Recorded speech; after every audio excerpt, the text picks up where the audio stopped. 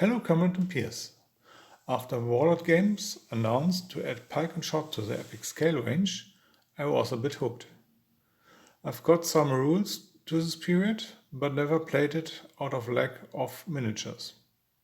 Lately, I've been thinking about maybe tackling the issue in 6 or 10 mil, sometimes after doing more Napoleonics.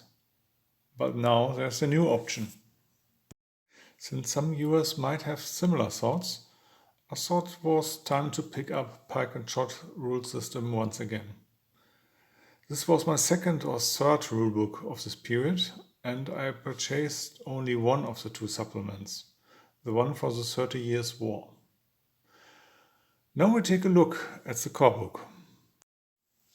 To be honest, Black Powder players will already be familiar with most of the rules, as almost everything has been taken word for word from these rules. But there are few exceptions. The presentation is again of high Warlord standard, with a lot of colorful pictures and illustrations. Unlike Black Powder, most units have a default formation that they normally adopt.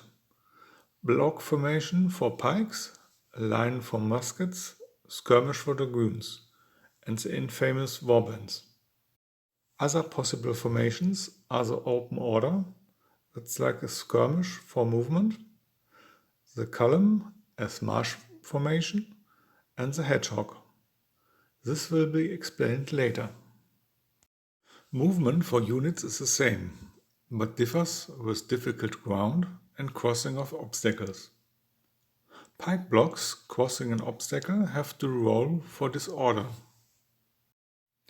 The armies are grouped in Battalia, each with a Battalia commander.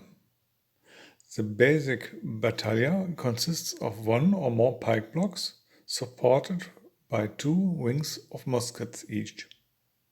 There are examples given: the Spanish tercio, the Dutch and the Swedish pike formations.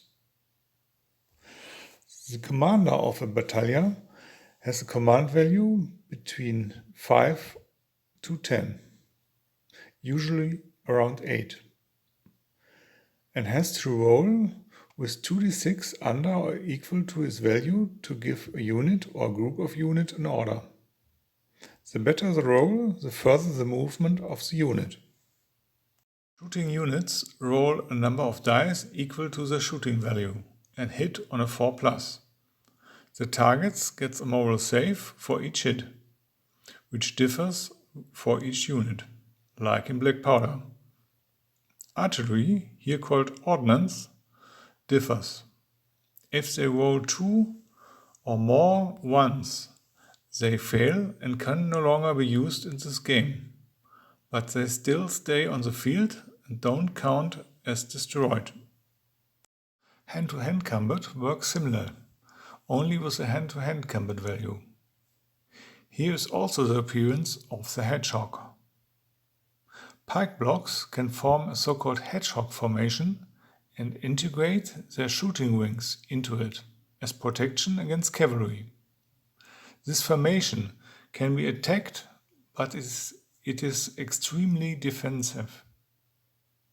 If they are disordered, cavalry loses all its charge boni, and the combat dice for the hedgehog are doubled.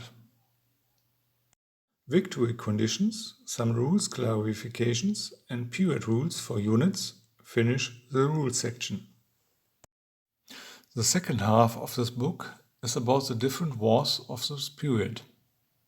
Each one is presented with its history, a small roster of different troops, and some large scenario battle, including a short after-action report.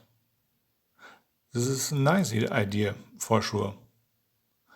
It starts with the Italian Wars, 1449 to 1559, the Tudor warfare in the British Isle, the 30 Years' War, the English Civil War, and the Wars of the Sun King. Last but not least, the formula for a point system is explained, and there is some discussion for gaming in different scales.